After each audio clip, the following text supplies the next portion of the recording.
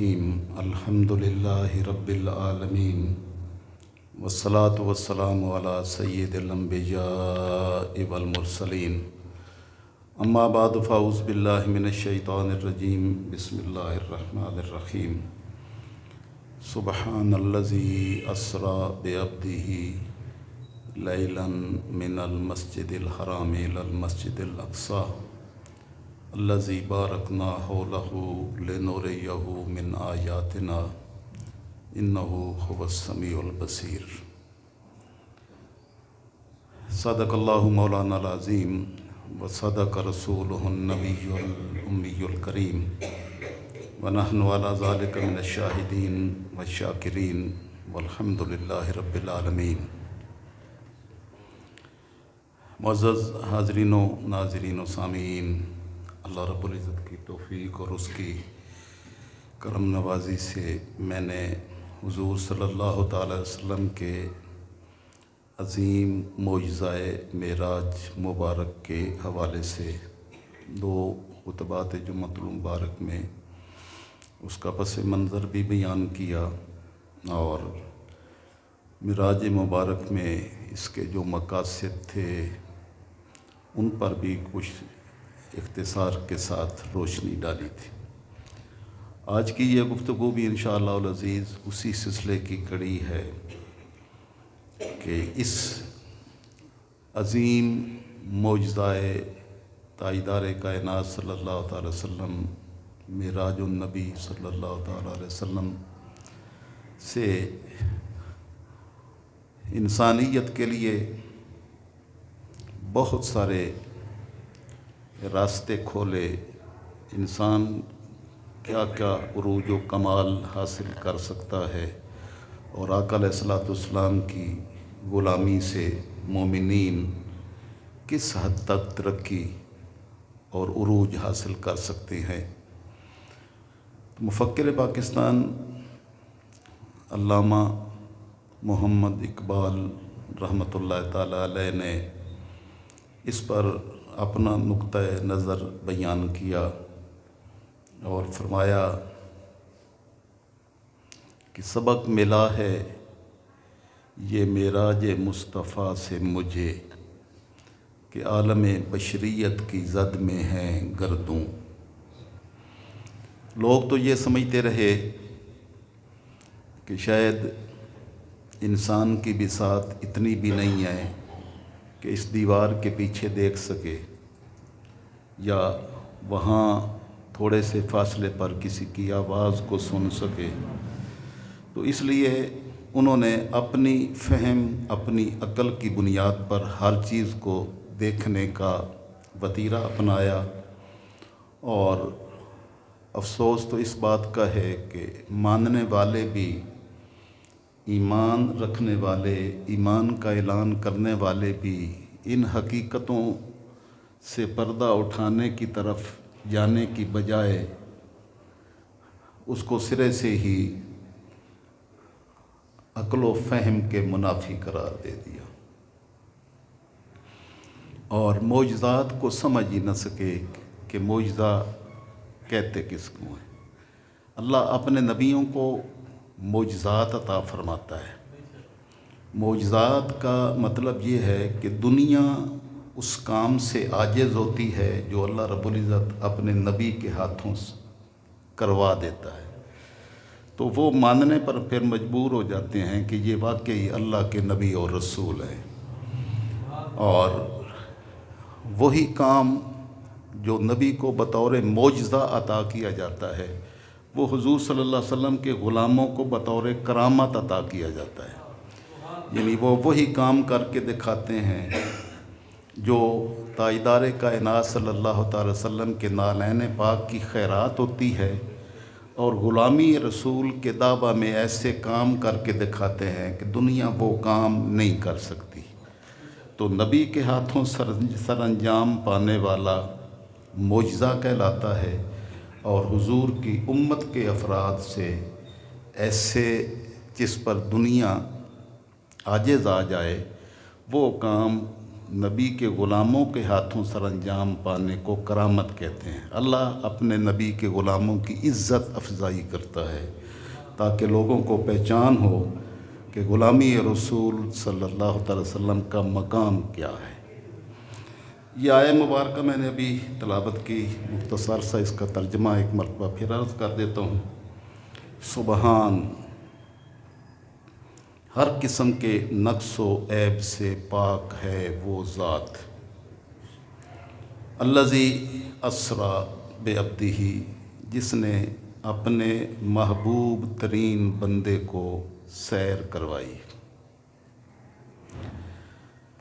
اپنا نام بھی نہیں لیا، اپنے محبوب صلی اللہ علیہ وسلم کا نام بھی نہیں لیا،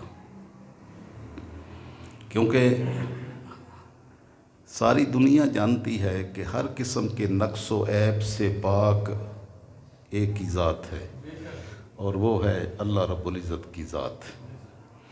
تو فرمایا کہ اے میرے محبوب صلی اللہ تعالی وسلم، وہ ذات ہر قسم کے نقص و عیب سے پاک ہے، اور ساری انسانیت تم بھی یہ جان لو کہ نقص و عیب سے پاک ذات اللہ رب العزت کی ہے، اور اس کی دلیل یہ ہے کہ اسریٰ بعبدہ لیلاً، اس نے رات کے مختصر سے وقت میں اپنے محبوب بندے کو سیر کروائی۔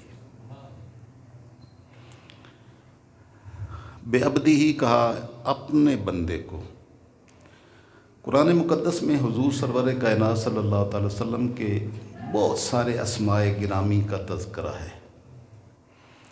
آپ محمد بھی ہیں، آپ احمد بھی ہیں، آپ محمود بھی ہیں، اور آپ بشیر بھی ہیں، آپ مبشر بھی ہیں، آپ مزمل بھی ہیں، آپ مدثر بھی ہیں، آپ واللیل بھی ہیں، والضحیٰ بھی ہیں۔ تو اللہ نے آپ کی صفات کا تذکرہ قرآن مقدس میں بے شمار مقامات پر مختلف انداز سے فرمایا۔ کہیں وما ارسلناک الا رحمۃ للعالمین فرمایا کہ اے محبوب صلی اللہ علیہ وسلم، ہم نے آپ کو رحمت للعالمین بنا کر بھیجا۔ رؤوف بھی فرمایا، وبالمؤمنین رؤوف الرحیم، رحیم بھی فرمایا۔ حضور صلی اللہ تعالی وسلم کے اسماء گرامی، آپ کی صفات، آپ کے صفاتی نام، آپ کے ذاتی نام کا تذکرہ، کہیں محمد الرسول اللہ فرمایا۔ تو مالک الملک نے آپ کے اسماء مبارکہ کا تذکرہ قرآن مقدس کی مختلف آیات میں مختلف الفاظ سے فرمایا، لیکن یہاں فرمایا سبحان الذی اسریٰ بعبدہ، پاک ہے وہ ذات جس نے سیر کروائی اپنے بندے کو۔ عبد کا آقا علیہ السلام کا وصف بیان کیا کہ میرا بندہ۔ تو یہ عبد ہی کیوں کہا؟ باقی نام جو قرآن مقدس میں آقا علیہ السلام کی عظمتوں کے رحمت للعالمین کیوں نہیں فرمایا؟ تو مالک الملک نے یہ نام بعبدہ ہی والا یہاں اس لیے ارشاد فرمایا۔ بے شمار حکمتیں ہیں جس کی ہمیں جہاں تک رسائی ممکن بھی نہیں ہے، اتنے زیادہ حکمتیں ہیں۔ بس ایک دو باتیں میں صرف اس میں سے آپ کے سامنے آپ کو گوش گزار کرنا چاہتا ہوں کہ عبدیت کا مقام، اللہ کا بندہ ہونے کا مقام، یہ وہ وصف ہے کہ ساری کائنات اللہ کی بندگی میں لگی ہوئی ہے، کوئی شے اس کی بارگاہ سے منحرف نہیں ہو سکتی۔ ہم یہاں دنیا میں آئے ہیں، یہاں اس آزمائش میں ڈالے گئے ہیں کہ کون مانتا ہے کون نہیں مانتا۔ اگر وہ چاہتا تو سارے ماننے والے ہی ہوتے، کسی کے انکار کی مجال کیا تھی؟ ساری مخلوقات باقی جو ہیں وہ اللہ کی بندگی کرتی ہیں، اس کے حکم کو مانتی ہیں، لیکن اللہ نے آزمائش کے لیے یہاں انسان کو بھیجا کہ تم مان بھی سکتے ہو، انکار بھی کر سکتے ہو، اور اسی کی بنیاد پر آخرت میں مالک الملک کی بارگاہ میں عظمتیں نصیب ہوں گی ماننے والوں کو، اور جہنم رسید کیا جائے گا انکار کرنے والوں کو۔ تو آقا علیہ الصلوۃ والسلام کو اللہ رب العزت نے اس معراج کا ذکر کرتے ہوئے یہ صرف مسجد حرام سے مسجد اقصیٰ تک کا تذکرہ اس آیے میں فرمایا کہ پاک ہے وہ ہر قسم کے نقص و عیب سے وہ ذات جس نے اپنے بندے کو سیر کروائی۔ اب وہ سیر ساری رات پر محیط نہیں تھی، بلکہ رات کے مختصر سے حصے میں وہ سیر ہوئی ہے۔ من المسجد الحرام الی المسجد الاقصیٰ، مسجد حرام سے مسجد اقصیٰ تک۔ پیچھے میں نے اس کی وضاحت کر دی تھی کہ اگر یہ خواب کی بات ہوتی، بعض لوگوں نے سمجھا بھی یہ خواب میں ہے، تو خواب کی بات ہوتی تو سبحان کہنے کی کیا ضرورت تھی؟ آپ جب کوئی بڑی عظمتوں والا کام دیکھتے ہیں نا تو سبحان اللہ کہتے ہیں۔ قاری یہ قرآن خوبصورت انداز میں قرآن مقدس کی تلاوت کرتے ہیں تو بے ساختہ آپ کی زبان سے نکل جاتا ہے سبحان اللہ۔ کسی بڑی عظمتوں والے کام پر سبحان کہا جاتا ہے۔ معمول کے مطابق کام ہونے پر کبھی سبحان اللہ نہیں کہا جاتا، سبحان اللہ کہا جاتا ہے، اور سبحان اللہ اللہ کو اتنا پسند ہے۔ سبحان اللہ و بحمدی، آقا علیہ السلام نے فرمایا کلمتان خفیفتان علی اللسان، دو کلمات ہیں جو زبان پر بڑے ہلکے پھلکے ہیں لیکن ثقیلتان فی المیزان، میزان میں بڑے بھاری ہیں۔ محبوبتان عند الرحمن، رحمان کی بارگاہ میں بڑے محبوب اور پسندیدہ ہیں، اور وہ ہے سبحان اللہ و بحمدہ سبحان اللہ العظیم۔ تو مالک نے وہ عظمتوں والے کلمات جن کو اتنا بھاری بنا دیا ہے وہ فرمایا تاکہ ساری دنیا اپنے کان کھول کر سن لے کہ معراج مبارک پر جانے کا بیان سید الانبیاء صلی اللہ تعالی وسلم نے نہیں کیا۔ اللہ نے اپنے محبوب کو فرمایا کہ میرے محبوب آپ نے اعلان نہیں کرنا، تاکہ لوگ جو ہے وہ کچھ منکر ہیں کچھ ماننے والے ہیں، تو ہم اعلان کریں گے، آپ اعلان کریں گے تو کئی مان لیں گے کئی انکار کر دیں گے۔ اعلان ہم کریں گے تاکہ جس نے کوئی ان عظمتوں اور ان رفتوں کا انکار کرنا ہو تو وہ آپ کا انکار نہ کرے، وہ ہمارا انکار کرے، ہماری عظمتوں کا، کہ ہم اپنے محبوب کو لے جا سکتے ہیں کہ نہیں۔ انسانیت سوال کرے گی کیسے انسان جا سکتا ہے، تو آپ اعلان کریں گے تو یہ سوال پیدا ہو جائے گا، ہم اعلان کریں گے تو اس کو دیکھنا ہوگا کہ وہ لے جانے والا لے جا سکتا ہے کہ نہیں۔ تو ایک ہوتا ہے جاننا، ایک ہوتا ہے بلانا، ایک ہوتا ہے بلوانا۔ آپ نے جانے کا بھی اعلان نہیں کیا، اللہ نے بلانے کا بھی نہیں اعلان کیا، بلکہ بلوانے کا اعلان کیا۔ بلوانے کے لیے، بلانے کے لیے کسی کو دعوت دے دیں وہ اپنے آپ آ جائے گا، بھئی بلایا ہے تو بس جا رہے ہیں۔ لیکن بلوانا یہ ہوتا ہے کہ تجھ کو احتشام کے ساتھ براق کو بھیجا جائے، جبریل امین کو براق دے کر کہ لے جا، اور میرے محبوب صلی اللہ تعالی وسلم کو تجھ کو احتشام کے ساتھ بڑی عظمتوں کے ساتھ میرے محبوب کو ہماری بارگاہ میں لے آئیں۔ اب یہاں سوال پیدا ہوتا ہے کہ جس کو سبحان کے ساتھ اعلان کیا اور جس کے میں جبریل امین کو بلایا، سواری کا انتظام کیا، تو یہ سارا خواب میں تھا۔ تو خواب میں اگر ہوتا تو خواب میں سواری بھیجنے کی کیا ضرورت ہوتی ہے؟ آپ بھی خواب دیکھتے ہیں تو خواب میں جانے کے لیے سواری کی ضرورت ہوتی ہے۔ روح اگر پرواز کرتی ہے، روح اگر روحانی ہوتا ہے، روح سفر کرے تو روح سواری کی محتاج نہیں ہوتی ہے۔ براق پر سوار کروانے کے لیے آپ کے جسم مبارک کا ہونا ضروری ہے۔ تو یہ سوال اس وقت بھی کچھ ابھرا تھا کہ یہ شاید خواب کی بات ہے، لیکن حضرت عبداللہ ابن عباس رضی اللہ تعالیٰ عنہ کا ایک ارشاد گرامی احکام القرآن میں علامہ ابن عربی اندلسی نے بیان کیا ہے۔ وہ فرماتے ہیں کہ حضرت عبداللہ ابن عباس رضی اللہ تعالیٰ عنہ نے ارشاد فرمایا، لو کانت رویا منامن، اگر یہ خواب کی بات ہوتی، مفتتن بہا احد ولا انکرہا، تو کوئی بندہ بھی اس کا انکار نہیں کر سکتا تھا اور نہ ہی کو کسی کی آزمائش ہو سکتی تھی۔ جب آپ نے یہ اعلان کیا تو آپ اگر یہ کسی شخص کو اپنی کوئی خواب بتائیں کہ میں خواب کے عالم میں جہاز پہ سوار ہوا، میں نے وہ سفر کیا، میں فلاں ملک گیا، میں حرمین شریفین کی زیارت کے لیے گیا، تو کوئی ایک بندہ بتا دیں جو یہ کہہ سکتا ہو کہ آپ خواب میں تو جا ہی نہیں سکتے تھے، تم نے کیا بات کر دی ہے۔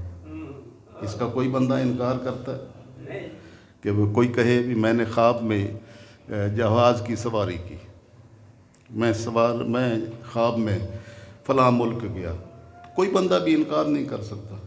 تو حضرت عبداللہ ابن عباس نے یہی دلیل دی کہ اگر یہ خواب کی بات ہوتی تو ابو جہل کی آزمائش کیسے ہوتی کہ وہ دوڑا ہوا آیا صدیق اکبر کے پاس کہ اگر کوئی بندہ یہ بات کرے تو وہ عقل تسلیم کرتی ہے کہ نہیں، کہ میں مسجد حرام سے مسجد اقصی میں راتوں رات گیا واپس بھی آیا۔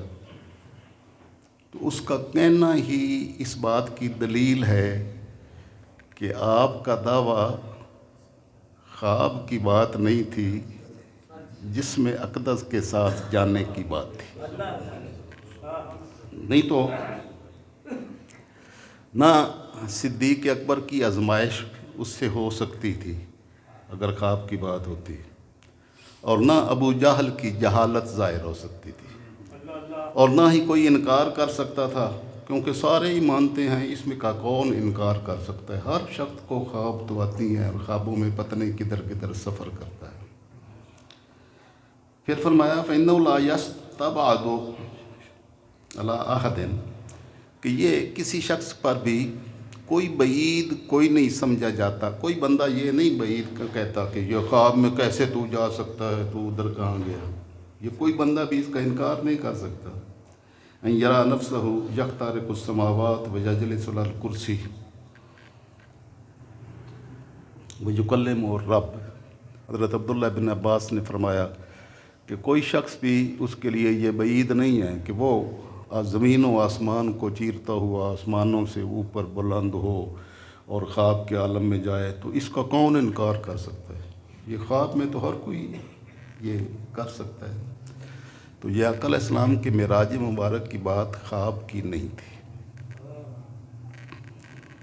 پھر تاجدار کائنات صلی اللہ تعالی وسلم کا یہ ایک حصہ مسجد اقصی میں آقا علیہ السلام کی امامت میں تمام انبیاء کرام اکٹھے ہوئے، نماز ادا کی، وہاں سے ساتوں آسمانوں کی طرف بلند ہوئے، سدرۃ المنتہا پہ پہنچے۔ سدرۃ المنتہا ساتویں آسمان پر بیت المعمور ہے، جہاں سیدنا ابراہیم خلیل اللہ کی زیارت کی، اور سیدنا ابراہیم خلیل اللہ نے سید الانبیاء صلی اللہ تعالی وسلم کا استقبال کیا۔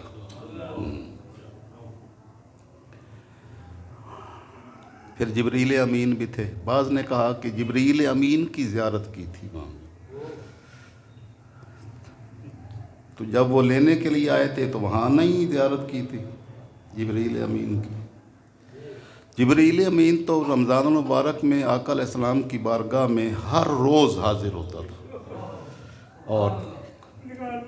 اور آقا علیہ السلام کو قرآن مقدس کی تلاوت سناتے، آقا علیہ السلام قرآن ان کو سناتے۔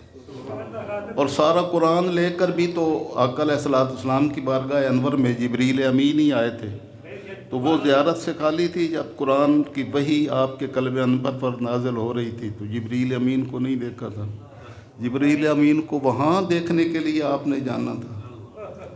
جبریل تو قدم قدم پہ میرے آقا کی بارگاہ میں دست بستہ حاضر ہوتے تھے. من المسجد الحرام الی المسجد الاقصی، مسجد حرام سے مسجد اقصی تک. الذی بارکنا حولہ، مسجد اقصی کا تعارف کروایا جس کی ارد گرد ہم نے برکتیں رکھی ہیں. اب کوئی اس کا اندازہ کر سکتا ہے کہ مسجد اقصی کے ارد گرد برکتیں کون سی ہیں؟ اس کے ارد گرد ساری برکتیں انبیاء کرام کے وجود مسعود ہیں. نبیوں کی قبریں ہیں مسجد اقصی کے ارد گرد. اور اس کا سفر کا، اس سیر کا مقصد کیا تھا؟ لِنُرِيَهُ مِنْ آیَاتِنَا، تاکہ ہم آپ کو اپنی نشانیاں دکھائیں. اللہ نے نشانیاں انسانوں کے لیے بے شمار دنیا میں رکھی ہیں. انسان اپنے وجود میں اگر نظر کرے تو ہر جگہ ہر بات میں اپنا رب نظر آتا ہے. وَفِي أَنفُسِكُمْ أَفَلَا تُبْصِرُونَ، ہم نے تمہارے اندر اپنی نشانیاں رکھتی ہیں، کیا تم دیکھتے نہیں ہو؟ یہ جو دل دیا ہے، آپ سو جاتے ہیں، یہ دل کی مشینری جب سے چلی ہے یہ رکتی ہی نہیں ہے. بندہ سویا ہوا ہو تو تب بھی یہ مشینری چل رہی ہے. باقی مشینری جتنی بھی ہیں وہ سال کے بعد ان کو روک دیا جاتا ہے، اوور ہال کیا جاتا ہے، اس کی صفائی کی جاتی ہے. یہ مالک نے وہ مشینری عطا کی ہے جو ساری زندگی چلتی رہتی ہے. آپ سوئے ہوئے ہوں، بیٹھے ہوں، چل رہے ہوں، ارادہ ہو نا ارادہ ہو، یہ مشینری مسلسل چل رہی ہے.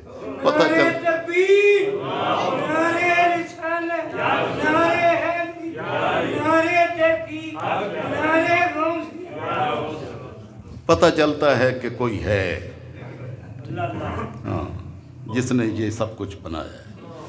تو اس نے نشانیاں تو اپنی بڑی رکھی ہیں، کائنات میں ہر شے رکھی ہے.